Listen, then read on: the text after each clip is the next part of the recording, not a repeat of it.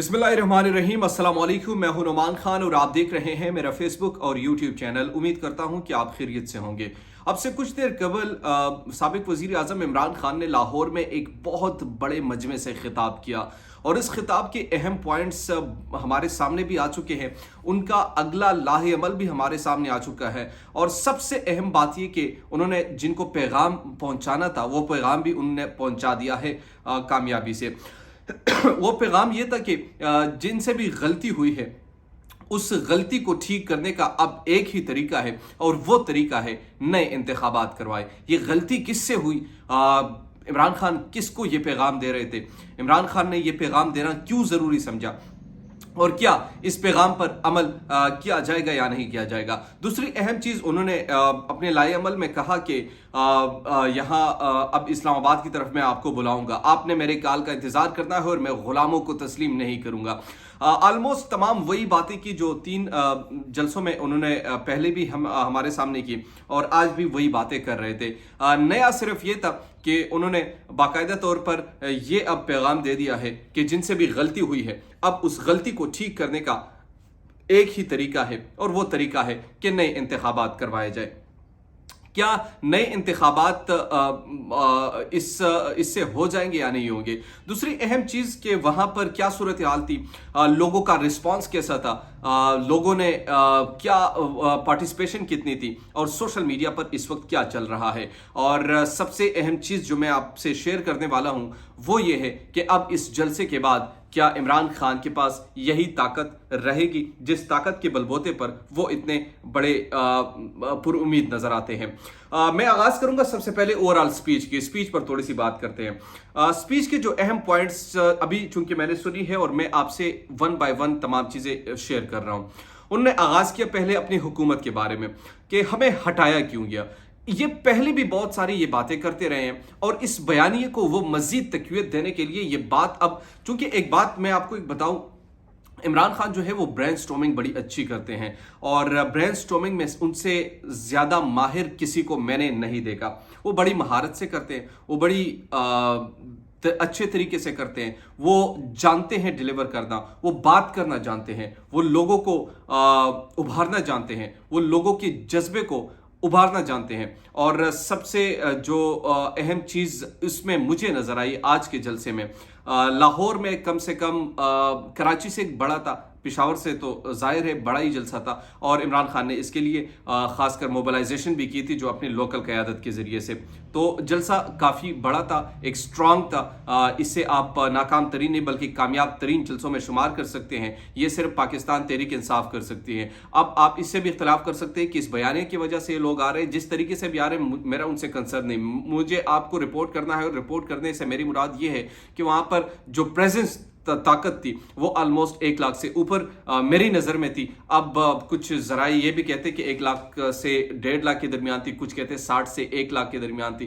But जिस तरीके से तादाद थी, और जब किसी जलसे में 50,000 से ऊपर की तादाद हो तो उसे कामयाब जलसा कहा जाता है, उसे नाकाम तरीन जलसा नहीं कहा जाता और ना ही नाकाम तरीन जलसा उसे करार देना चाहिए, क्योंकि इतनी ताकत के साथ आना और फिर इस रमज़ान के महीने में लोगों का निकलना इस बात का तो सबूत है कि अब भी उनको लोग फॉलो करते हैं। अच्छा, अब सवाल यह है कि इस पब्लिक की ताकत को देखते हुए क्या जो ताकतें हैं, जो इमरान खान खुद भी बड़े कहीं ना कहीं से इशारे उनको करते हैं कि हमारे साथ ज्यादती की गई, और एक जुमला जो उन्होंने बड़ा तारीखी जुमला कहा कि हमें दूसरों के लिए कुर्बान कर दिया गया। ये बड़ा अहम जुमला था जो कि मुझे ख़ास तौर पर एक अच्छा जुमला पूरी स्पीच में लगा कि हमारी हुकूमत को दूसरों के लिए कुर्बान कर दिया, यानी अमेरिका के लिए हमारी हुकूमत को कुर्बान कर दिया। अब किसने कुर्बान किया वो खुलकर नाम तो नहीं रहे, जाहिर है जब सामने नहीं आते। और उनने आज कह भी दिया, दोबारा कल अपनी बात भी दोहराई कि फ़ौज के जो इदारे हैं वो मेरे इदारे हैं, फ़ौज के जो लोग हैं वो मेरे लोग हैं, फ़ौज के जो आप कह सकते हैं कि यहाँ की जो ताकत है, मेरी ताकत इतनी ज़रूरी नहीं जितनी पाकिस्तान की अफवाज की ताकत ज़रूरी है। तो ये बातें बड़ी उन्होंने अच्छी की हैं और उम्मीद करते हैं कि इनके कारकुनान भी अब इन बातों से सीख कर इदारों पर हमलावर नहीं होंगे। अलबत्ता वो जो बात उन्हें करनी थी उन्हें कर दी है कि जिनसे गलती हुई है, अब गलती ठीक करने का एक ही तरीका है कि नए साफ और शफाफ इंतखाबात करवाए जाए। کیا شہباز شریف اور ان کی جو متحدہ حکومت ہے کیا وہ کروا دیں گے نا انتخابات؟ مجھے نہیں لگتا کہ اتنے جلدی سے ہو جائیں گے. اگر نہیں ہوگا تو پھر عمران خان کا پلان بھی سامنے آ چکا ہے. انہوں نے کہہ دیا ہے کہ میری کال کا آپ نے انتظار کرنا ہے، گلی گلی اور محلے محلے گاؤں گاؤں آپ نے جانا ہے، اس پیغام کو لے کر جانا ہے. ایک حقیقی جد و جہد کا آغاز جو ہم کر رہے ہیں، اس آغاز پر ہی میں آپ سے حلف بھی لیتا ہوں، اور حلف بھی انہوں نے مینار پاکستان کے سائے تلے لیا اور کہا کہ جب تک نئی الیکشن نہیں کرائے جاتے تب تک ہم اپنی جد و جہد جاری رکھیں گے، تب تک ہم اپنی آزادی کی جنگ لڑتے رہیں گے، تب تک ہم پیچھے نہیں ہٹیں گے. یہ حلف انہوں نے اپنے کارکنان سے بھی لیا.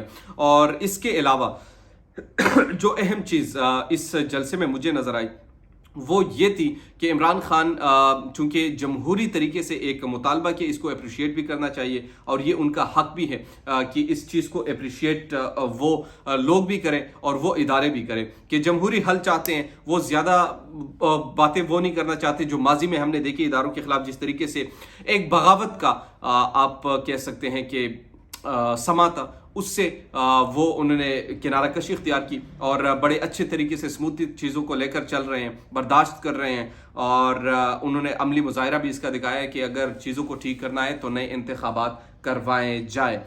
اس صورتحال میں جہاں ایک طرف اتنا بڑا بیانیہ ہو وہاں پر انتخابات ان کے لیے کروانا مشکل نہیں بلکہ ناممکن ہے، اور وہ ایسا قطعی طور پر نہیں کریں گے.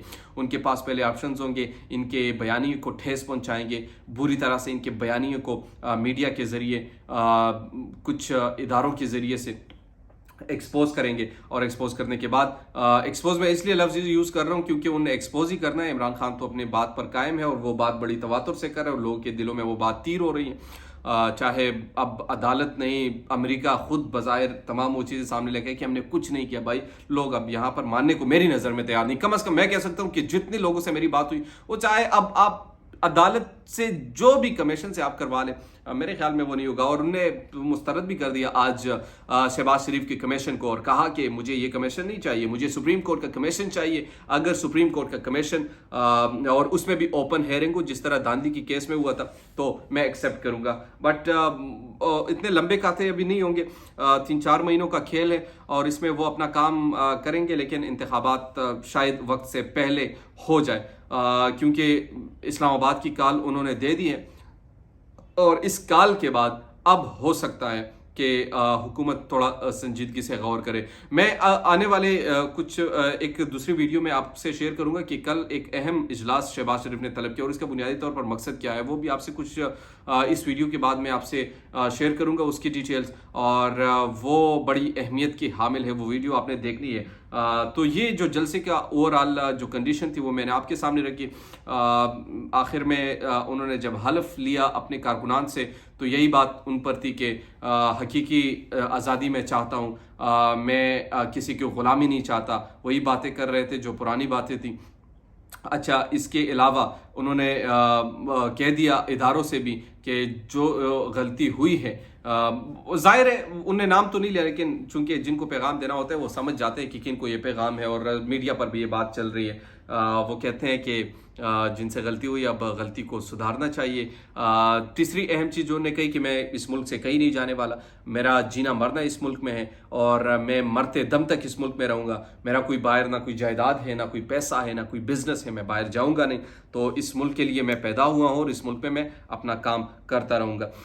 اس کے علاوہ جو ایک اہم چیز ایک اور انہوں نے ڈسکس کی لوٹوں کے حوالے سے، جو منحرف اراکین تھے انہوں نے کہا کہ یہ مجھے بے شک ووٹ نہ دیجیے گا مگر ان لوٹوں کو آپ نے کسی بھی قیمت پر ہروانا ہے، کیونکہ مثال بنے پاکستان کی تاریخ میں اور وہ مثال بنے کہ وہ دوبارہ کبھی منتخب ہو کر ہی نہ آئے، ان پر ایسا ٹھپا لگے کہ دوبارہ بے ضمیری نہ کرے. سندھ ہاؤس کا تذکرہ کیا، عدلیہ کو کہا بار بار کہ کیا یہ غیر قانونی عمل نہیں ہے، کیا یہ غیر قانونی عمل وہاں پر نہیں ہو رہا تھا. تو یہ وہ تمام باتیں تھیں جو سابق وزیر اعظم عمران خان نے کی اور اسلام آباد کی کال انہوں نے دے دی. چارج کراؤڈ تھا، بڑا بہترین آپ کہہ سکتے ہیں کہ اوورآل جو انوائرمنٹ تھا بہترین تھا. اب عید کے بعد مجھے لگ رہا ہے کہ دوبارہ وہ 2014 والی کیفیت بنے گی اور وہاں پر دھرنا ہو سکتا ہے، اسلام آباد کی کال وہاں پر وہ دے سکتے ہیں۔ تو یہ تمام صورتحال تھی جس سے میں نے آپ کو آگاہ کیا۔ امید کرتا ہوں کہ آپ کو میری ویڈیو پسند آئی ہوگی۔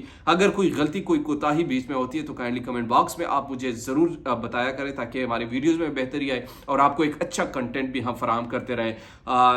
آپ کی سپورٹ کی مجھے بہت ضرورت ہے۔ اگر ابھی تک آپ نے ہمارے چینل کو سبسکرائب نہیں کیا تو کائنڈلی سبسکرائب کیجیے، بیل آئیکن کو پریس کیجیے تاکہ نئی آنے والی اور لیٹسٹ اپڈیٹ سے آپ باخبر رہیں۔